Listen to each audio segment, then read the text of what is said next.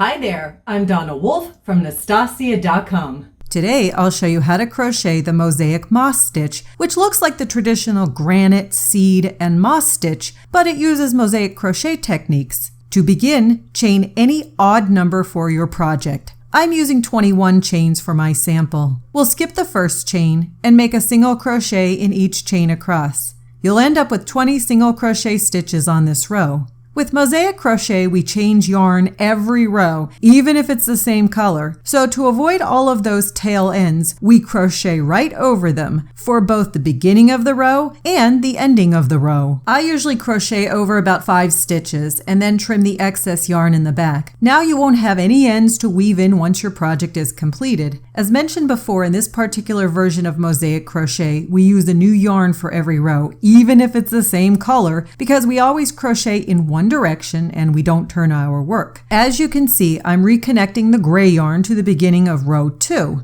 And I start with the chain 1 into the connecting point, and then I make a single crochet in the same space under both loops. Now, going forward for row 2, we'll make single crochet stitches in the back loops only, and we crochet over that starting tail end so that we don't need to weave it in at the end of our project. And remember, as you approach the last 5 or 6 stitches on this row, bring up that tail end from row 1 and crochet over it. We begin and end all rows with single crochet made under both loops for this entire pattern, so we'll put our final single crochet in the last stitch under both loops. The first 2 rows were just setup rows. Now we begin the actual pattern. So I'm connecting the pink yarn with a chain or a slip stitch, and then I make a single crochet. The first stitch is a single crochet made in the back loops only of the next stitch. Now, in the next stitch, we're going to do a double crochet. However, we are going to do that double crochet in the front loop of the stitch from 2 rows below.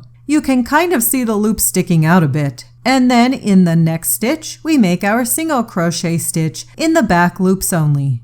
The next stitch is that double crochet stitch again. It is made in the front loop of the stitch from 2 rows below. You can use your finger to trace down the correct stitch if needed. And then we do our single crochet in the back loop for our next stitch. We just keep repeating this process. The next stitch is that double crochet stitch again, made 2 rows below in the front loop, and we follow that up with a single crochet made in the back loops only. Continue with this process across the row, remembering to crochet over the tail ends until you get to that very last stitch, which, if you recall, we need to put a single crochet in it. I'm proceeding on to row 4 now. We start the same way again, and always remember to crochet over both of the starting and ending tail ends. If you notice, our previous row began with a single crochet in the back loop. We do the opposite for this row. We start with a double crochet made 2 rows below in the front loop, and then we proceed with the next stitch as a single crochet in the back loops. Then we repeat with the double crochet made 2 rows below in the front loop. And we follow that up with the single crochet made in the back loop. Of course, we are crocheting over our starting tail end as we should be, so we don't have any ends to weave in once our project has been completed.